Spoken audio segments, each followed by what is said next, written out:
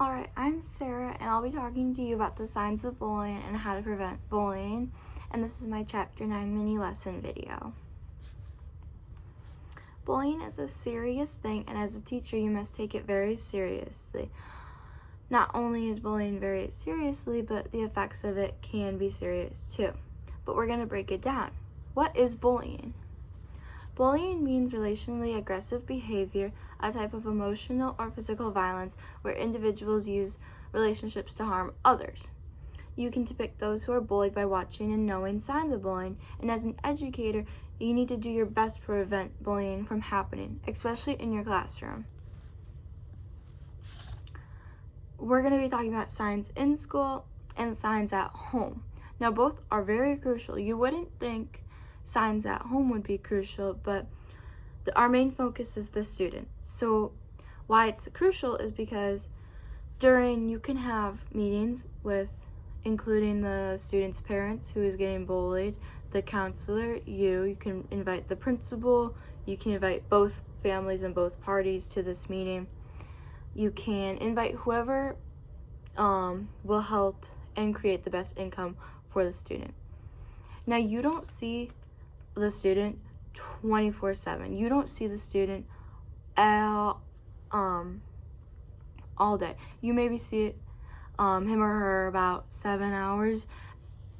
Most elementary schools roughly get around out of school around 3 p.m.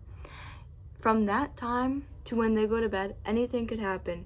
From when they ride the bus, they walk home, when they walk to the bus stop, when they walk home from the bus stop, anything can happen with any student from your classroom, from the school. That is why it's very crucial to know what happens at home with the student and to check in with the parent if you have any concerns. So obviously one of the big signs that you see is the physical abuse. You can see bruises, scratches, cuts. You can see like blood, just stuff like that. If you notice that right away, ask the student about it. Ask how did that bruise get there?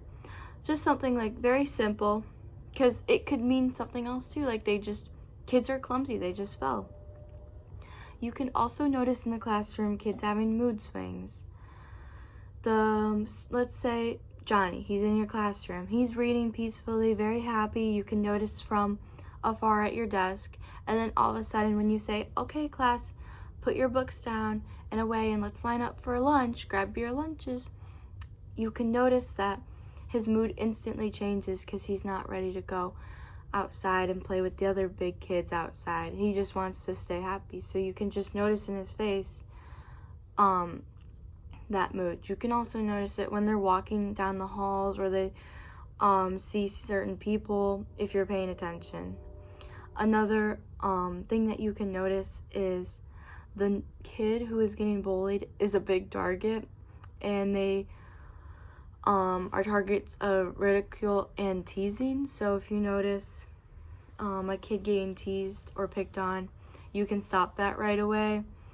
And I know it's a little bit harder to notice that in the bigger ages around later middle school, all of high school. You don't know if they're like playing around, if they're really mean it, if it's sarcasm, or if they actually are bullying the student. So make sure, that's why it's important to know these. The kid also in your classroom might not have a lot to say. They'll speak the bare minimum. They'll just try to keep to themselves constantly. That's another big sign. You might notice the student doesn't have any friends or just very few, like 1 or 2. Try to expand the horizon. You could say, if you want to bring a lunch, we can all have lunch together.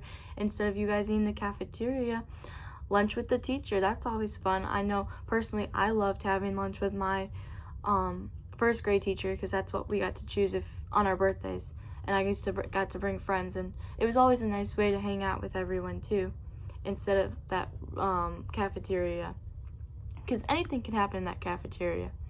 Cafeterias are not supervised enough. There's not enough supervision where all the adults can see every single kid. There are about 1 adult for like 2 classes. That's not enough. We need more people watching these students. Some signs at home could be Parents can notice that the student isn't sleeping enough, or they're having difficulty falling asleep, if they have nightmares, if they have a change in appetite maybe.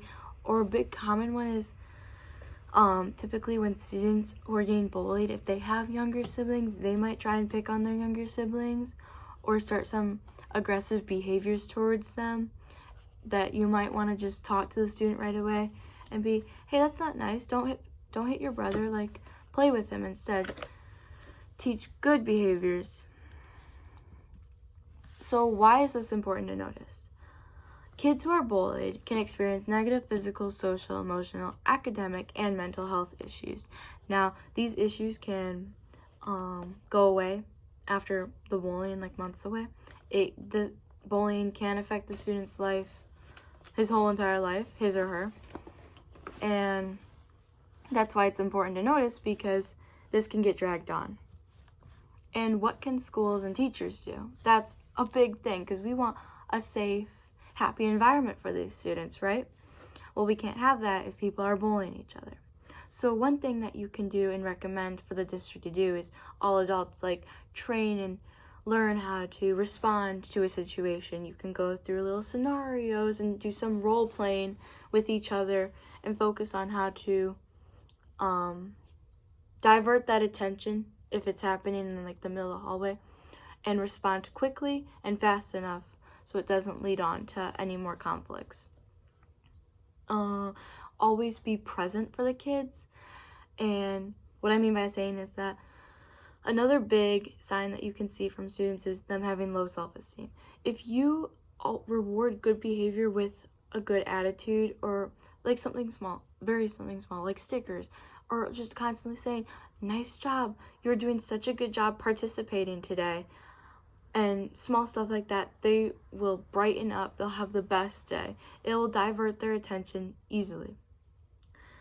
And you want to do all that you can to help this student or students, whoever is getting bullied. You want to help all students, because that's your job. These kids will look up to you as a role model, an educator. They'll see you as sometimes a friend when they're older, a mentor, a peer possibly.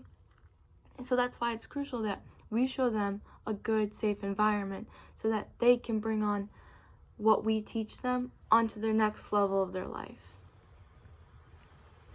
And then you can incorporate lessons formally or informally, and that will help students internalize the belief that bullying and aggression in all forms are harmful and should not be happening whatsoever.